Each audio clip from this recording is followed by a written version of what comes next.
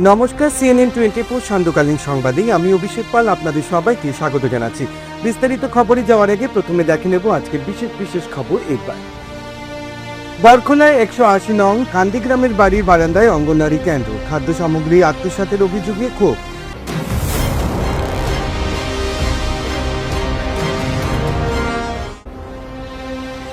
কামাখ্যা মন্দিরে অম্বুবাচী মেলাকে কেন্দ্র করে ভক্তদের ঢল।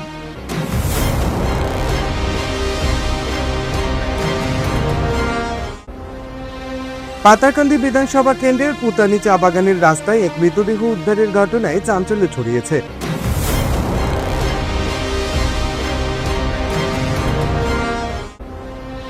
সরিষাকুড়ি সেতুর এপ্রোচে ধসের আশঙ্কা, ঝুঁকির মুখে হাজারো পথচারী এবং যানবাহন।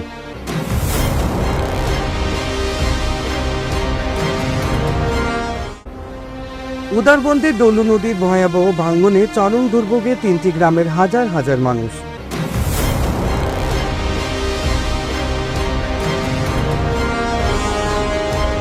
এবারে বিস্তারিত খবর। বাড়ির বারান্দায় অঙ্গনওয়াড়ি কেন্দ্র, গোয়ালঘরের পাশে শিশুদের পাঠদান, খাদ্য সামগ্রী আত্মসাতের অভিযোগে ক্ষোভ। শিশুদের প্রাপ্য কোথায় গেল? খাদ্য ও সামগ্রী বন্টনে দুর্নীতির অভিযোগে সরব গ্রামবাসী, জবাবদিহি চাইতেই হুমকি। কান্দিগ্রাম অঙ্গনওয়াড়ি কেন্দ্র ঘিরে উত্তেজনা। কাতিগড়া ICDS এর অধীন বরখোলা বিধানসভার ভাঙ্গারপাড় জিপির 180 নং কান্দিগ্রাম অঙ্গনওয়াড়ি কেন্দ্রকে ঘিরে একের পর এক গুরুতর অনিয়মে অভিযোগ সামনে এসেছে। শিশুদের সার্বিক বিকাশ ও পুষ্টি নিশ্চিত করার জন্য গড়ে ওঠা অঙ্গনওয়াড়ি কেন্দ্র আজ যেন পরিণত হয়েছে অব্যবস্থা ও বিতর্কের কেন্দ্রবিন্দুতে। বুধবার স্থানীয় গ্রামবাসীরা কেন্দ্রে গিয়ে যা দেখেছেন তা নিয়ে ক্ষোভে ফুটে পড়েন। অভিযোগ, সরকারি নথিতে অঙ্গনওয়াড়ি কেন্দ্র থাকলেও বাস্তবে একটি ব্যক্তিগত বাড়ির বারান্দায় চলছে পাঠদান। আরও উদ্বেগের বিষয়, ওই স্থানের পাশেই রয়েছে গোয়ালঘর।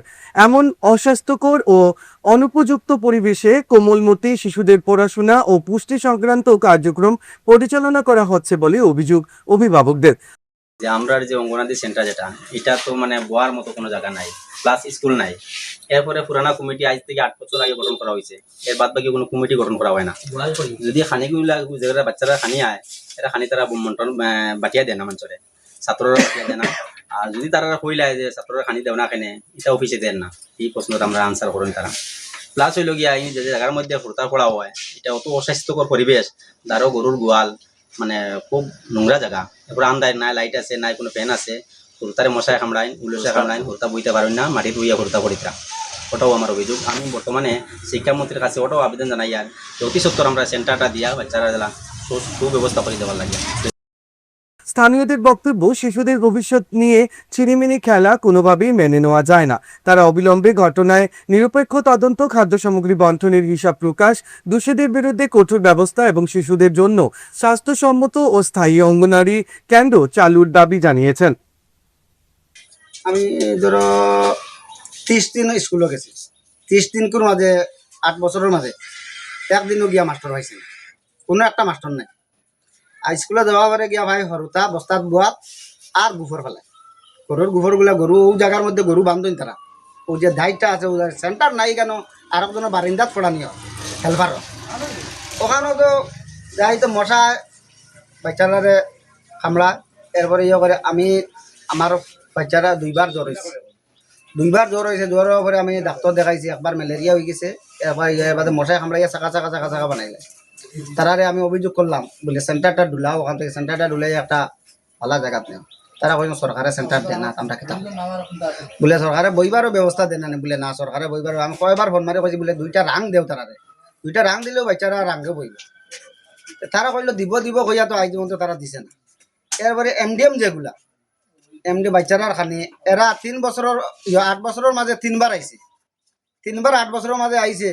3বার আইলেও এখনো আমার কাছে ফটো আছে, ঘরের ভিতরে তারা আলাদা চাউল ডাইল গুলা আলাদা রাখে দেয়, চাউল মটর যেগুলো আছে আলাদা, তারা পার্সেন্টেজ তারা রাখি দেয়। তারা বলে কমিটিতে দিত, কমিটিতে জিগাইতে কমিটি, কিন্তু আমরা তো কমিটি আছি, আমরা জানিও না। গুয়াহাটি নীলাচল পাহাড়ে অবস্থিত কামাখ্যা মন্দিরে চলমান অম্বুবাচী মেলাকে কেন্দ্র করে ভক্তদের ঢল নেমেছে। দেশ বিদেশের লক্ষাধিক দর্শনার্থী ও সাধু সন্ন্যাসীদের সমাগমে মুখর হয়ে উঠেছে সমগ্র মেলা প্রাঙ্গণ। এই মহামিলন উৎসবে মানব সেবার এক উজ্জ্বল দৃষ্টান্ত স্থাপন করেছেন লাল গণেশ উদালবাকরা ইউথ ক্লাবের সদস্যবৃন্দ। ক্লাবের পক্ষ থেকে দর্শনার্থীদের মধ্যে বিভিন্ন ধরনের খাদ্য সামগ্রী, পানীয় জল, জুস সহ প্রয়োজনীয় সামগ্রী বিতরণ করেন। তাদের এই উদ্যোগে খুশি দর্শনার্থীরা। অনেকেই জানান, দীর্ঘক্ষণ অপেক্ষা ও যাত্রাপথের ক্লান্তির মাঝে এই ধরনের সেবামূলক কার্যক্রম তাদের জন্য অত্যন্ত সহায়ক হয়েছে। এদিকে দর্শনার্থীরা অম্বুবাচী মেলার সুষ্ঠু আয়োজন এবং বিভিন্ন স্বেচ্ছাসেবী সংগঠনের মানবিক উদ্যোগের প্রশংসা করেন। ধর্মীয় ভাবগাম্ভীর্যদের পাশাপাশি মানব সেবা ও সামাজিক সম্পৃক্তির এক অনন্য নিদর্শন হয়ে উঠেছে এবারের অম্বুবাচী মেলা। এই গুয়াহাটিতে যে আমরা কামাখ্যা মন্দিরের যে অম্বুবাচীর মেলার এটা খুব মানে ভিড় হয়, হাজার হাজার লাখ লাখ লক্ষ লক্ষ মানুষ। তো এখন যে আমরা যে মালিগাঁও থেকে পাণ্ডু অব্দি যে ফ্লাইওভারটা, এই ফ্লাইওভারটা থাকাতে কী হয়েছে, নিচেই মানুষজন থাকতে পারে, বহুত সুবিধা হয়। এই যে ভিড়ভাড়টা দেখলে আপনারা এখন সিস্টেমটা করছে, মানে আমরা সন্ধ্যা 6টার সময় মানে উপরে উঠা এটা টোটালি ক্লোজ করে দিছে। যারা উপরে উঠছে আগে তারা নামতে পারবো।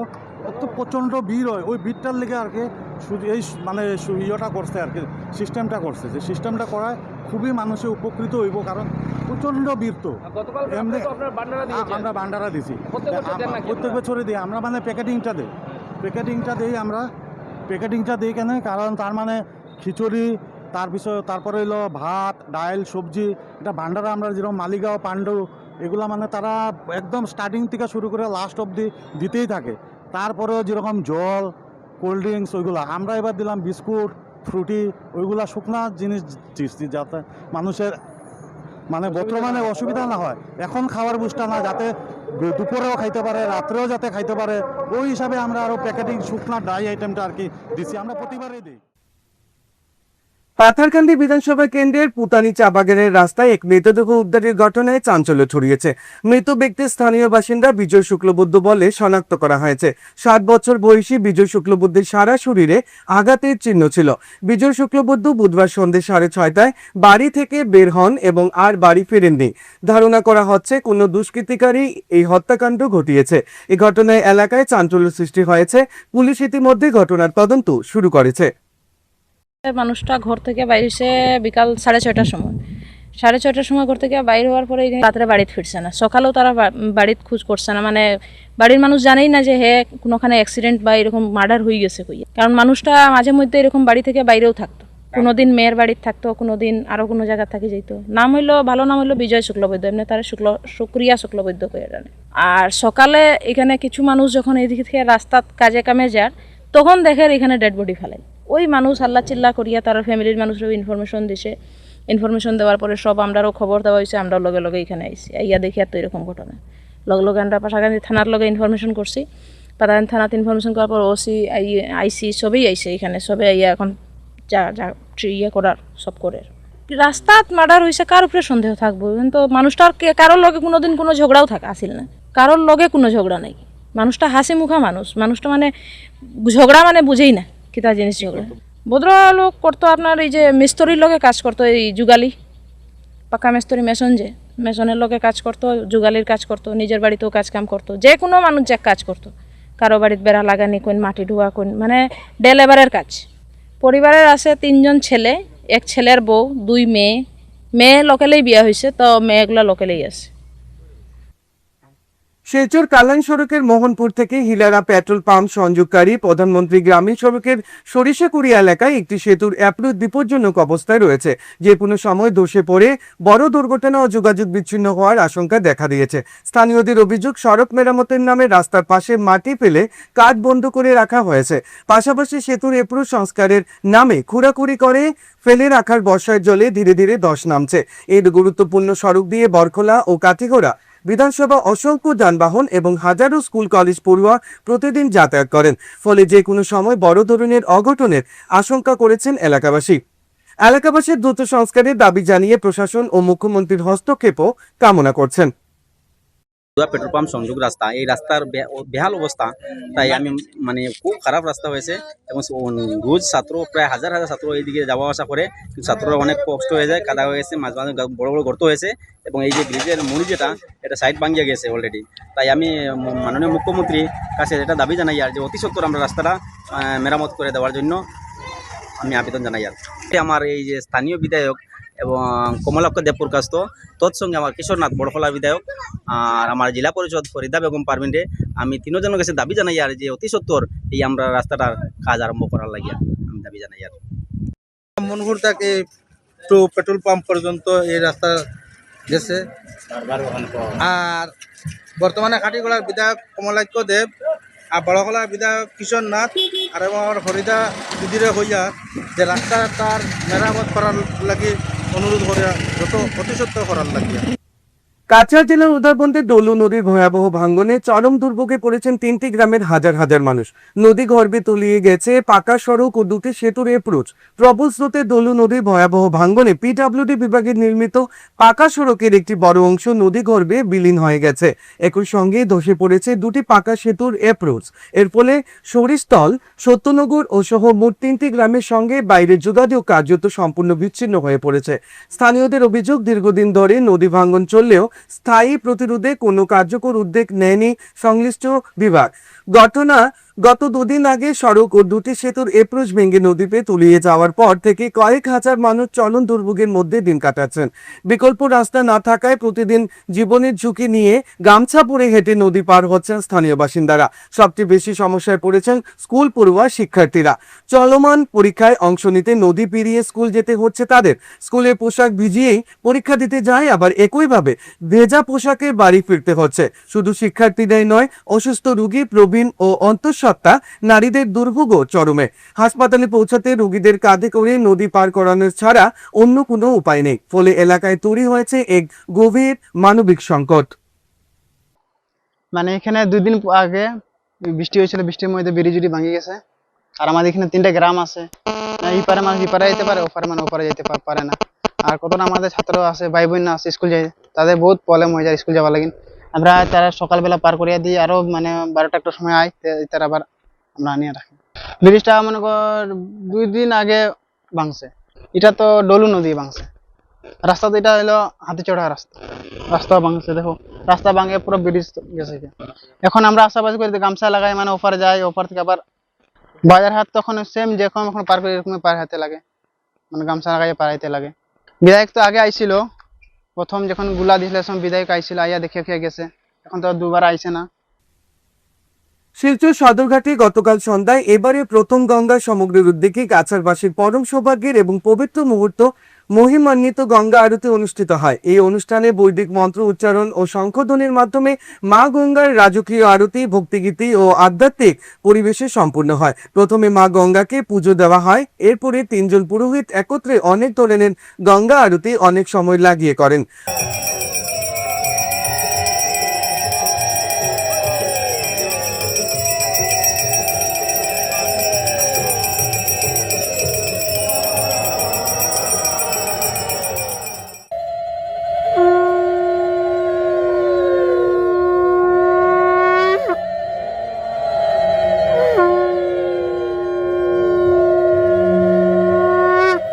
অনুষ্ঠান শেষ হওয়ার পর ভক্ত ও দর্শকের মধ্যে পুজোর প্রসাদ বিতরণ করা হয়। এই পবিত্র ও মাঙ্গলিক অবসরে মা গঙ্গার মহিমা কীর্তন ও আরতিতে প্রচুর সংখ্যক লোকের সমাগম হয়েছিল। এ বিষয়ে গঙ্গা সমগ্র কাছাড় জেলা আসাম প্রান্তের দায়িত্বে থাকা বাসুদেব শর্মা বক্তব্য রাখেন। গঙ্গা সমগ্রের মাধ্যমে আমাদের যে বরাক নদী, সেই বরাক নদী এবং তার যেসব উপনদী আছে, খাল বিল, এই সমস্ত কিছু যাতে আমরা সুন্দরভাবে রাখতে পারি, পবিত্রভাবে রাখতে পারি। আমরা আজকের দিনে আমরা একটা শপথ নিয়েছি যে আমরা এই লক্ষ্যে আমরা কাজ করে যাব, আমাদের সংস্থা এই লক্ষ্যে কাজ করে যাবে এবং আমরা যাতে আমাদের যেসব নদী খাল বিল আছে সেগুলোকে যাতে আমরা পরিষ্কার পরিচ্ছন্ন করে রাখতে পারি, তার জন্য আমরা প্রতিজ্ঞাবদ্ধ।